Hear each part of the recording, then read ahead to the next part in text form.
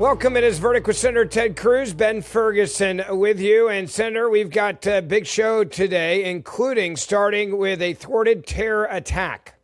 Yeah, the FBI arrested 5 terror suspects who were allegedly planning a bombing in Los Angeles for New Year's Eve. Pro-Palestinian, radical Islamist, anti-American, far left. We're going to break down the details of who they are, what they were caught doing, and what it means for you.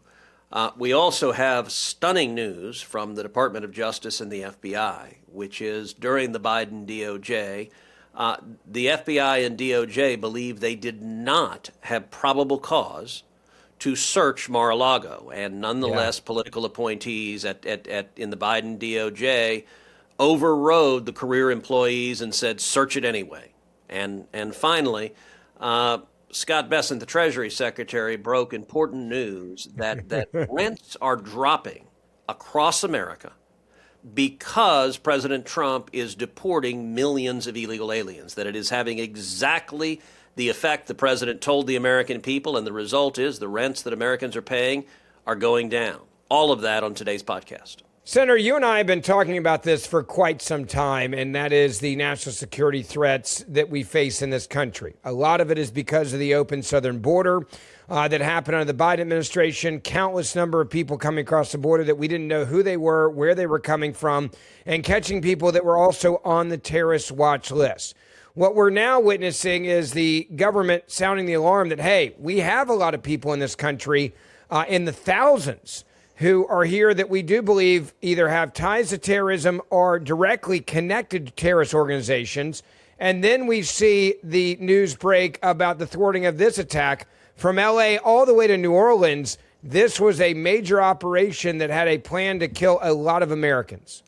Yeah, week after week, we're seeing terrorists or radical Islamists either carrying out acts of violence or being prevented from carrying out acts of violence. But there's a consistent pattern we've seen that many of them were admitted to this country, allowed in this country by Joe Biden and the Democrats. We saw that, for example, with the Afghan radical who traveled to D.C. and shot 2 National Guardsmen, one of whom he murdered, the other of whom he severely injured. Well, this story now, the federal authorities say they disrupted a credible terrorist threat over the weekend. They arrest 4 alleged members of a radical pro-Palestinian extremist group accused of planning coordinated New Year's Eve bombings in Los Angeles. The FBI said that the members self-identified as part of a radical offshoot of the Turtle Island Liberation Front. We're going to tell you more about that group. It really is a whack job group. It is an extremist group motivated by pro-Palestinian, anti-law enforcement, and anti-government ideology. According to the FBI, they were allegedly planning coordinated bombing attacks on New Year's Eve using improvised explosive devices, targeting 5 separate locations across Los Angeles. 4 of them were arrested in Lucerne Valley, where they were believed to be preparing to test explosive devices ahead of the planned attacks. And they've each been charged with conspiracy and possession of a destructive device. A 5th individual was arrested Monday in New Orleans, connected to the same extremist group, and was allegedly planning a separate attack. I want you to listen to Fox News covering this breaking news. The FBI now reports that it's disrupted a planned New Year's Eve terror attack in Los Angeles. 4 suspects in custody, the FBI identifying them as members of a pro-Palestine extremist group. They're suspected of planning coordinated IED attacks targeting 5 different locations in Los Angeles. But based on the reporting now, that plot has been foiled. We will wait for more. Senator, you hear this report, and I think what's so concerning to so many Americans is we seem to be having more and more of these reports. It's also got to be incredibly frustrating to law enforcement because this was avoidable. The number of terrorists and random groups, just like this one I've never heard of before, is concerning. And knowing that there are thousands and thousands of terrorists in this country, and law enforcement's got about 1,000, otherwise Americans die. That is incredibly frustrating when you hear another report like this.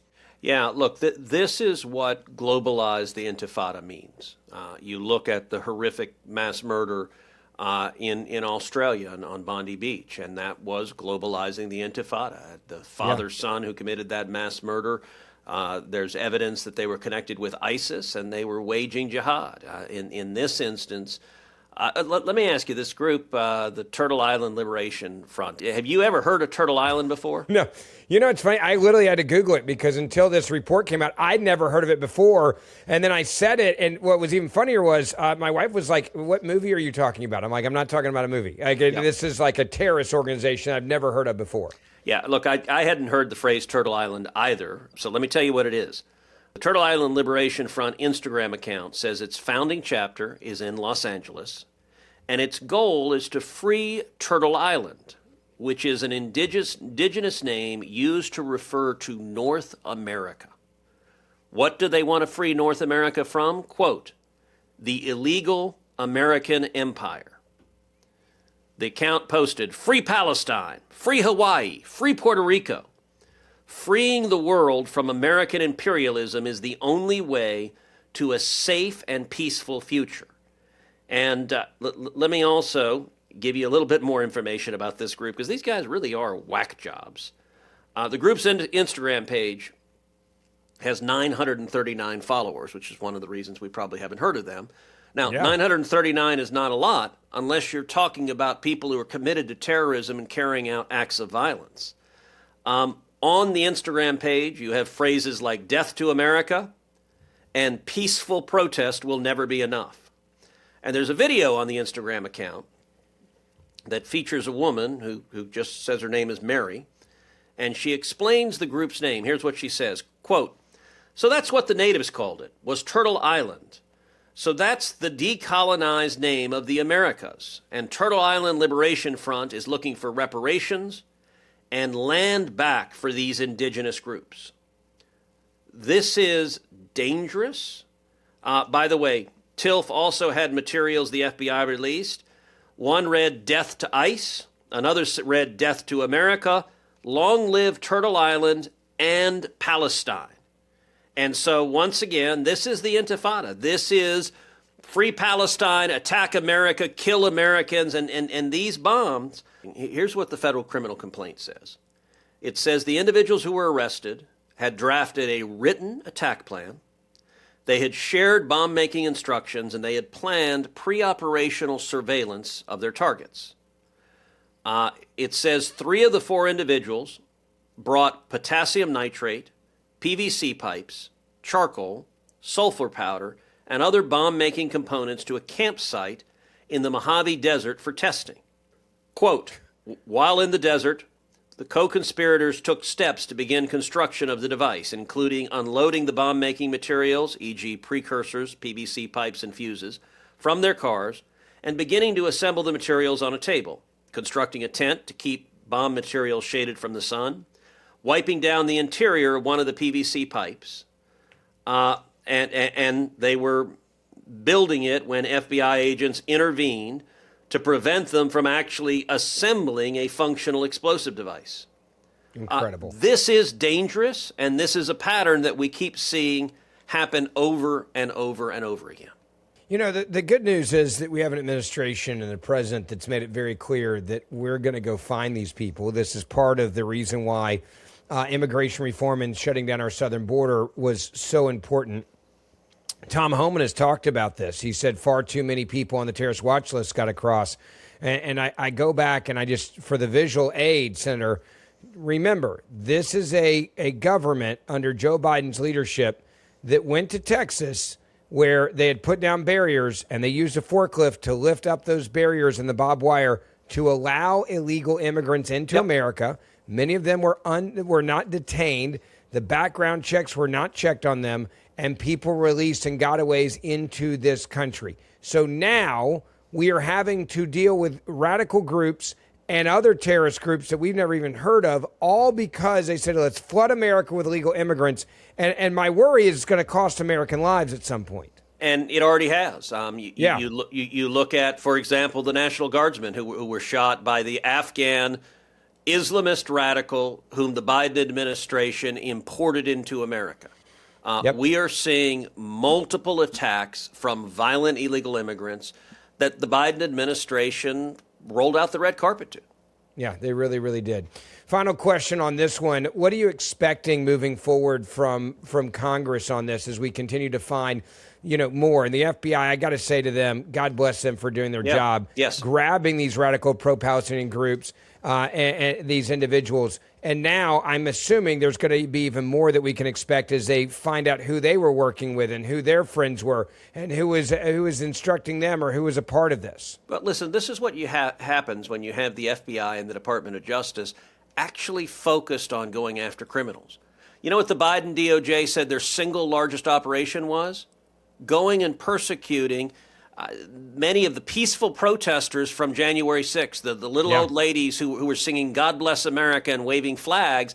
The Biden administration, they devoted their time, the DOJ and FBI, to political persecution, to going after their political enemies. They devoted massive time to going after Donald Trump directly. So instead of looking for terrorists, which, mind you, they were flying into this country, allowing to come into this country, instead of looking for ICE gangbangers and criminals and murderers and rapists, they were engaged in political persecution. The Trump Department of Justice, the Trump FBI, is going after bad guys, and the result of that is that's making Americans much safer. Yeah, which brings me to actually a perfect example of what you were just describing, and that is new files are revealing that the Department of Justice and the FBI, quote, did not have cause to raid Mar-a-Lago. Hold on a second. You're telling me the people in charge of the government center under the Biden regime knew that they were going after Donald Trump for political reasons and not because they thought he broke a law? I could not imagine this. It really is astonishing. So the Department of Justice and FBI handed documents over to the Senate Judiciary Committee, and here's what Fox News has reported about those documents. FBI doubted probable cause for Mar-a-Lago raid, but pushed forward amid pressure from Biden DOJ, emails reveal. Quote, very little has been developed related to who might be culpable for mishandling the documents, an FBI official wrote. The FBI did not believe it had probable cause to raid President Donald Trump's Mar-a-Lago home in 2022, but moved forward amid pressure from the Biden Justice Department, with an official saying he didn't, quote, give a damn about the optics of the search, newly declassified documents reveal. And you have emails between the FBI and the Justice Department in the months leading up to the August 2022 raid of Mar-a-Lago. And FBI officials explicitly expressed concern about a lack of probable cause to execute the search warrant on the president's residence. Quote, very little has been developed related to who might be culpable for mishandling the documents. This is written by an FBI agent serving as the assistant special agent in charge to another FBI official. Quote, from the interviews, the Washington field office has gathered information suggesting that there may be additional boxes, presumably of the same type as were sent back to NARA in January at Mar-a-Lago. The Washington field office has been drafting a search warrant affidavit related to those potential boxes, but has some concerns that the information is single source, has not been corroborated, and may be dated. DOJ CES opines, however, that the search warrant meets the probable cause standard. Quote, even as we continue down a path towards a search warrant, the Washington field office believes that a reasonable conversation with the former president's attorney, stating that the FBI and DOJ are readying a search warrant and developed information there may be more documents at Mar-a-Lago, ought not to be discounted. At a minimum, even if the former president's attorney is correct and the documents were all declassified or believed to be declassified, it can be reasonably argued that the documents remain sensitive and should be properly secured until the matter of classification is sorted out. This conversation could easily be accomplished at the same time that the Washington field office presses forward with the investigation and continues building out the search warrant. Weeks later, an FBI agent writes in a new email, quote, this is stunning, we haven't generated any new facts, but keep being given draft after draft after draft. Absent a witness coming forward with recent information about classified on site, at what point is it fair to table this? The agent writes. It is time-consuming for the team and not productive if there are no new facts supporting probable cause. Another email revealed that the FBI's Washington field office, quote, did not believe and has articulated to DOJ CES that we have established probable cause for the search warrant for classified records at Mar-a-Lago. Let me read that again. The FBI Washington field office, this is in writing, quote, did not believe and has articulated to the DOJ CES that we have established probable cause for the search warrant for classified records at Mar-a-Lago. And the response, quote, DOJ has opined that they do have probable cause, requesting a wide scope, including residence, office, storage space.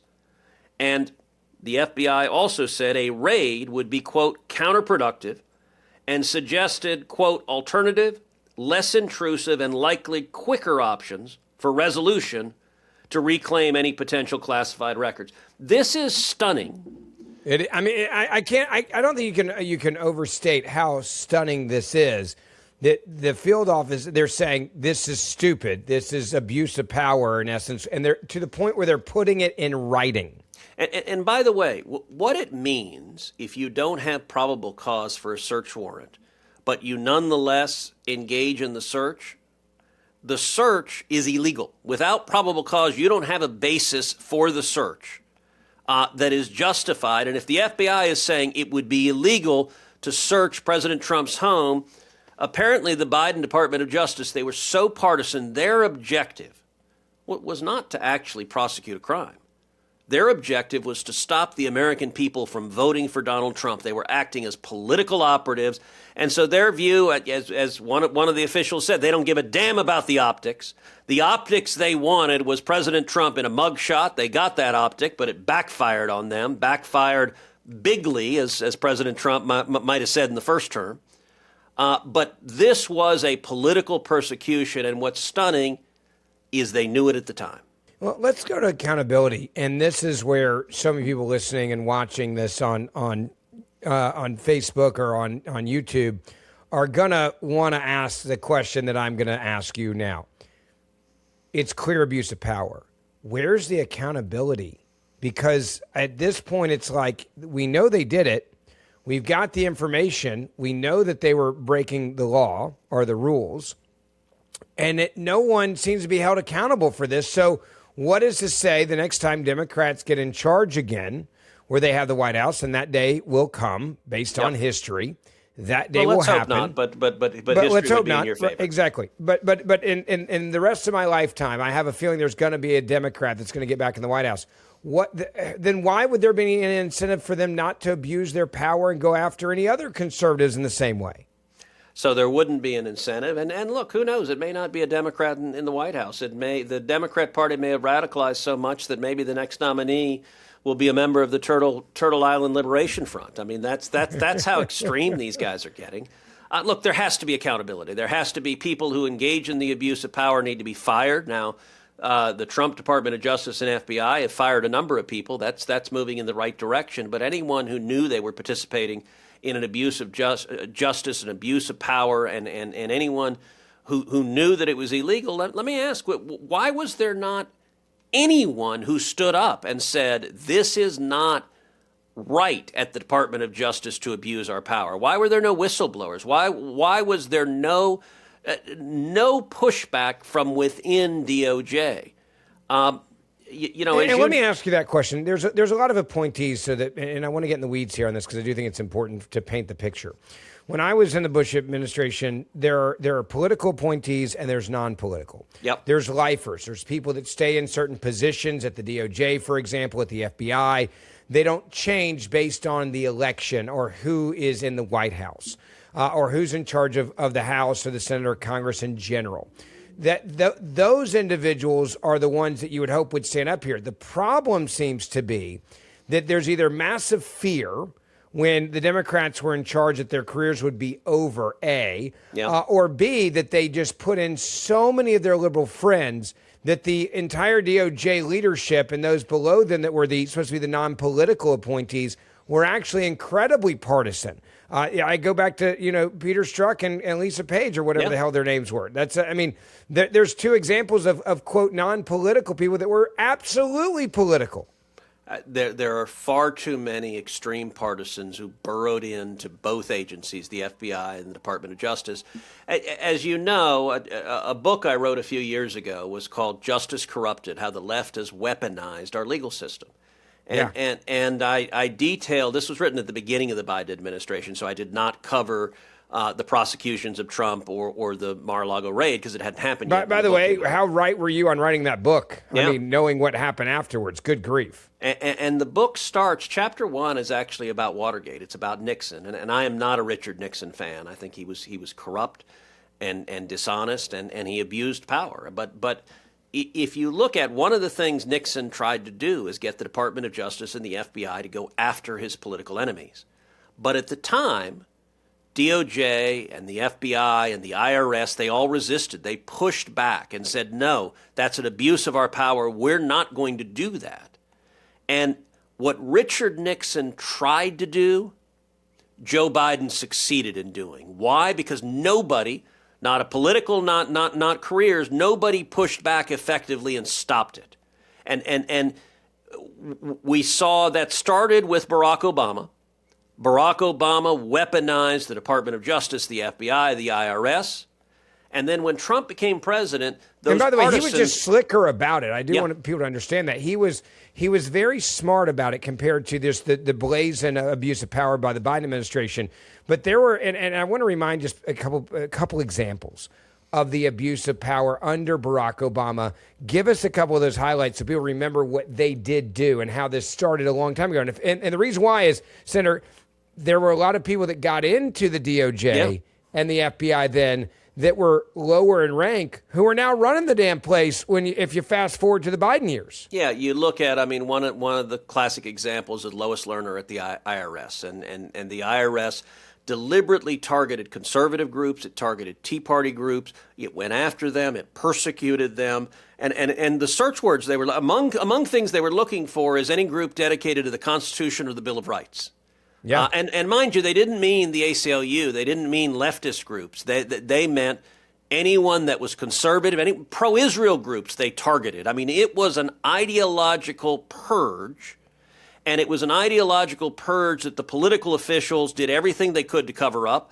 And ultimately, you look at Eric Holder, who was Attorney General, described himself as Barack Obama's wingman.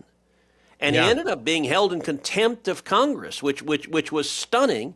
But it began during the Obama administration. When Trump became president, many of those partisans, they burrowed into senior career positions at the agency. And for 4 years of the first Trump term, they waged war on Donald Trump from within the agency, trying to overturn the duly elected president, trying to overturn an election. And then when Biden got into power, they came out in the open and they were brazen. And part of the reason Biden was so much worse than Obama is they saw there were no consequences when it happened under Obama, that it worked, that they were able to weaponize the system. And I suspect many good people just left the agencies, and many of those who remained were either they were afraid or they were willing to go along with it. But it's why one of the most important obligations, responsibilities that the Trump DOJ and the Trump FBI have is to restore integrity to those agencies, to go after criminals and bad guys like terrorists planning to set off bombs in Los Angeles, rather than using it to target political opponents. What will accountability look like specifically on these emails and the people there? And will Congress get involved in this, now seeing this letter, Grassley, et cetera? Yeah, look, I would certainly expect we'll see hearings in Congress. I'd like to see the Senate Judiciary Committee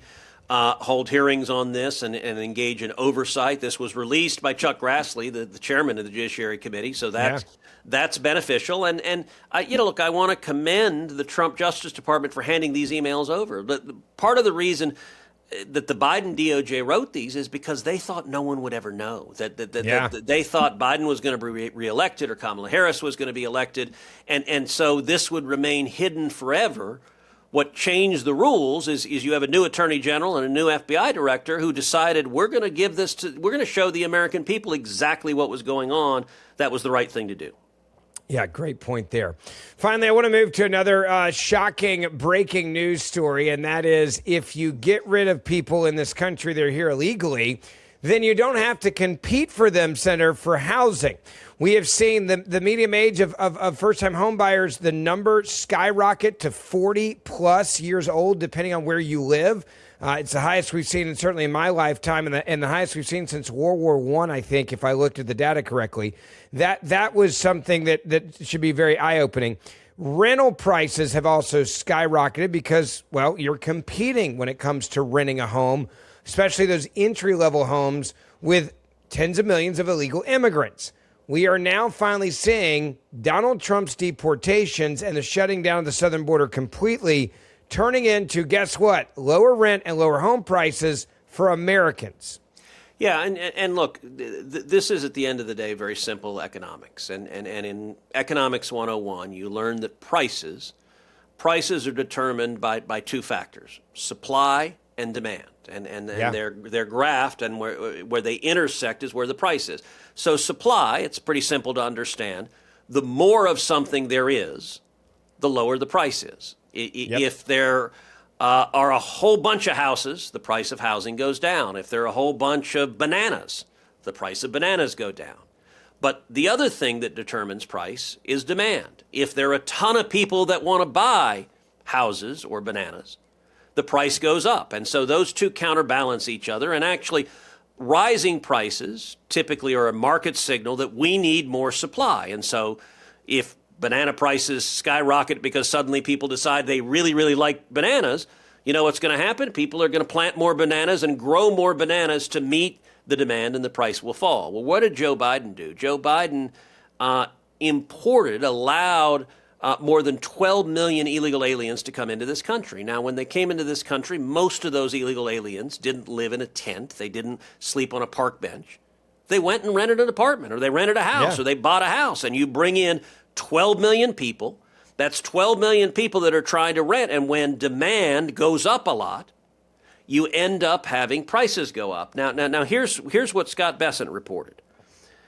Scott Bessent said that last month, apartment rents fell 1.1% compared to the same time last year, and they dropped 5.2% compared to the same time period in 2022 when rents had peaked under Joe Biden. And Bessent did an interview on Fox Business Channel where he said rents are down, and the story the Biden administration doesn't want to talk about, the mass unfettered immigration that pushed up rents, especially for working Americans. And he continued to say, there's a recent study out from the Wharton School that shows every 1% increase in population, rents went up 1%. So President Trump, by enforcing the border and sending home more than 2 million illegals, we're now seeing rents coming down substantially. I think that will continue for the rest of the year. We brought down interest rates, and so we brought mortgage rates down, and I think everything else will follow that. That is a major victory. And by the way, it's exactly what President Trump said on the campaign trail, which is that if we deport the illegal aliens that Joe Biden's open borders brought into this country, the result is going to be rents are going to come down and housing is going to be more affordable. We now have the data backing that up. You know, messaging, I think, Senator, is going to be so important going into the midterms. And one of the things I do think we have not messaged well enough on our side is what is about to happen in 2026. And there are laws that were passed in 2025 that are enacted in 2026. You combine what you just said about home prices and what the Treasury Secretary was talking about there with something that's going to have a huge impact on our economy. No tax on tips is coming in this new year. No tax on overtime is coming this year. And no tax on Social Security for seniors is coming. Those are three massive victories that I think many Americans have actually kind of forgotten about that are going to be implemented this year. That's going to have a very big impact on our economy, but also affordability and living. No, that's exactly right. And I got to say, by the way, for people that make substantial tipped wages or overtime, millions of Americans are going to be entitled to a refund from the IRS starting in January. Starting in just a couple of weeks, they'll be entitled to a refund because of those tax cuts, because of the working family tax cut. And look, the latest mantra of both Democrats and the media, because in many instances they're one and the same, is affordability. Now, affordability, I am certain that came from a focus group the Democrats put on, that was a word they could blame on Trump. affordability about 12 minutes ago used to be called two things: jobs and inflation. That's how we used to talk about it. Jobs, we're seeing economic growth, and that is coming from the historic tax cut we passed, and it's coming from President Trump's incredible leadership cutting job-killing regulation. And then inflation, we are seeing inflation coming down. And this is interesting. The HUD department, the Housing and Urban Development Department, published this month a report, an investigation that concluded Biden's importing of millions of migrants drove up prices for Americans who are low income but who do not receive public assistance. And here's what the report concluded, quote, "One key cause of elevated worst-case needs is immigration. Between 2021 and 2024, the foreign-born population of the United States increased more than 6 million, the largest such increase over such a short period in American history. This immigration-driven increase in households has contributed to a significant increase in housing demand, thus driving up housing prices. In fact, in some markets, immigration has accounted for nearly all of the increase in housing demand in recent years." That is hurting affordability. For nearly all. Like, what else do you need to know? Yeah, that's Democrat policies killed jobs and drove up inflation. And right now, under common sense conservative policies, we're seeing jobs come back, and we're making progress turning around and driving down the Biden inflation that hurt so many Americans. Yeah, it's a great point. Don't forget, we do the show Monday, Wednesday, Friday, so hit that subscribe or auto-download button. You can also watch on Facebook and on YouTube as well, so make sure you watch the episodes there if you'd like to do that. And the Senator and I will see you back here in a couple of days.